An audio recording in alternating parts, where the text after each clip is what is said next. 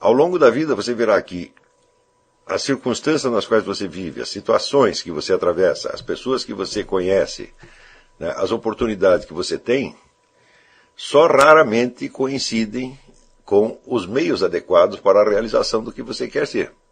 Quer dizer, o mundo não foi moldado para você, ele é um mundo só para todo mundo. Não é isso? Ninguém tem controle total, né, do que acontece. Então você vai ter que fazer sempre novos arranjos e acordos, tá certo, entre o que é desejável e o que é possível. Tá certo? Mas esses arranjos têm que ser conduzidos de tal modo que no final o desejável prevaleça de algum modo, pelo menos em 51%. Não é isso? Esse exercício também se inspira, ele se inspira em várias coisas. Uma dessas é esse verso de Mallarmé que eu citei, e a outra é a frase do Alfred de Vigny, que dizia que uma grande vida é um sonho de juventude realizado na idade madura.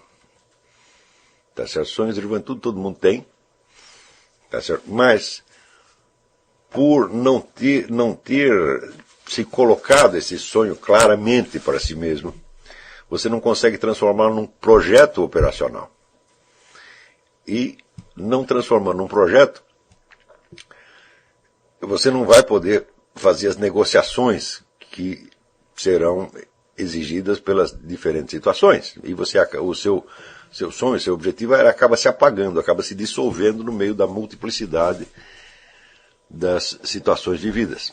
Porque aí se trata efetivamente de um confronto entre unidade e multiplicidade. Quer dizer, você tem, na medida que você tem esse objetivo e você consegue desenhá-lo, perfilá-lo como se fosse uma imagem unitária, então este é o fator unificante da sua vida, né?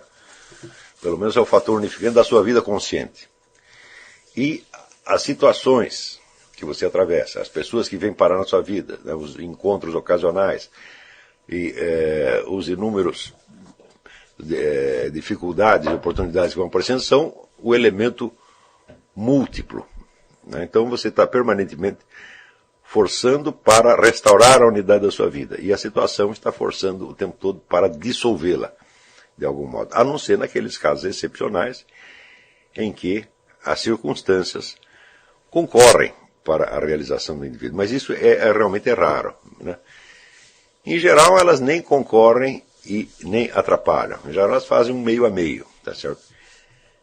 E não é de se excluir também que os próprios fatores que lhe parecem adversos num certo momento possam ser usados e retrabalhados, né, no sentido de restaurar dialeticamente a unidade do trajeto percorrido, né? Existe na vida do Viktor Frankl aquele famoso episódio em que ele não sabia se saía da Alemanha para ir estudar nos Estados Unidos, era o que ele queria fazer, ou se ele ficava com os pais dele que estavam muito velhinhos. E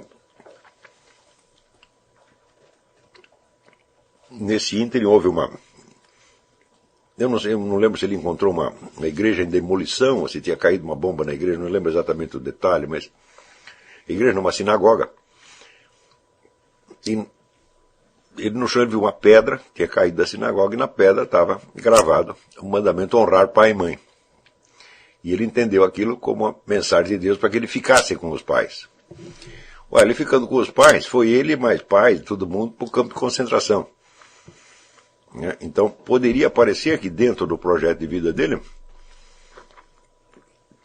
isso foi, não deu uma desgraça, foi uma ruptura, foi um elemento fortemente opositivo, né, que apareceu e que destruiu todos os seus sonhos. Mas, na verdade, o que aconteceu foi exatamente o contrário, porque toda a substância, né, da investigação médica que o Viktor Frankl, a que ele se dedicaria pelo resto da sua vida, foi dada pela experiência que ele teve no campo de concentração, né, e a pergunta dele, que a pergunta que ele fez e que orientou essa investigação, esse estudo,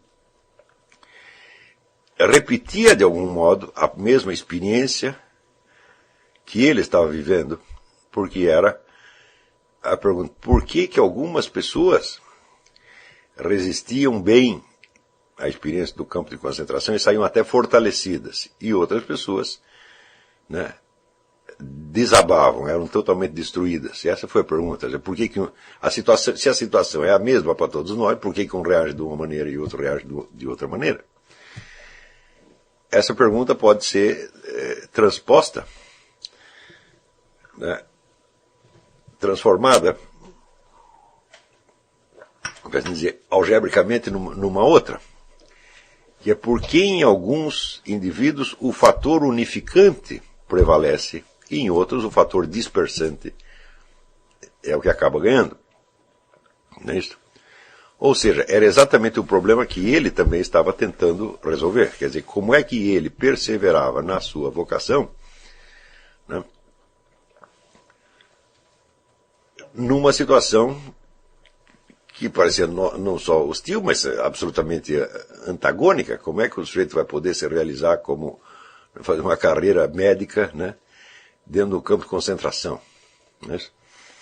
A carreira de cientista, de acadêmico dentro do campo de concentração seria impossível, mas na verdade o que parecia o seu mais oposto, mais hostil, acabou não só ajudando, como dando a inspiração para ele. Então, isso aí mostra que se você estiver firmemente disposto a ser quem você quer ser, e se você não ficar contando sempre com circunstâncias favoráveis, mas você aceitar de bom coração as circunstâncias desfavoráveis e tentar sempre integrá-las, negociar com elas, não brigar, entendeu?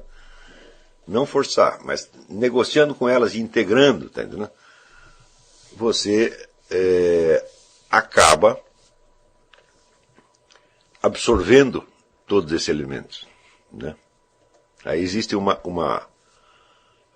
terceira frase que serviu também de inspiração para este exercício, que é a do Ortega y Gasset, né, que ele dizia que a reabsorção da circunstância é o destino concreto do ser humano. Preste bem atenção. A reabsorção da circunstância. Quer dizer, tem a famosa regra dele, né? Eu sou eu e minha circunstância, né? Quer dizer, eu só escolho uma parte do que eu sou. A outra parte eu recebo de fora.